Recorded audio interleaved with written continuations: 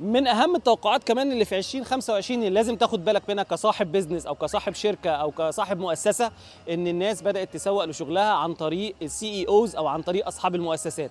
ابرز مثال عندنا هو مستر بيست ولوجان بول، اشهر اتنين بيبداوا ان هم يسوقوا للقنوات بتاعتهم وللشغل بتاعهم وللمنتجات بتاعتهم عن طريق نفسهم. هو بيسوق لمنتجاته عن طريق نفسه. اشهرهم مستر بيست، عامل كذا برودكت وكذا منتج اكل وحاجات ترفيه وحاجات كتير قوي للاطفال وحاجات كتير جدا للكبار.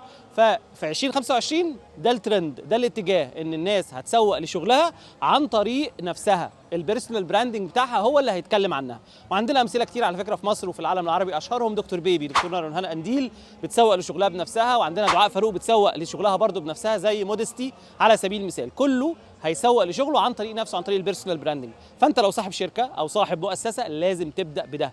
انتشر على لينكد ان، خلي لك اكونت على تيك توك، ابدا اشتغل على انستجرام، على كل وسائل التواصل عشان توصل للناس بقدر الامكان.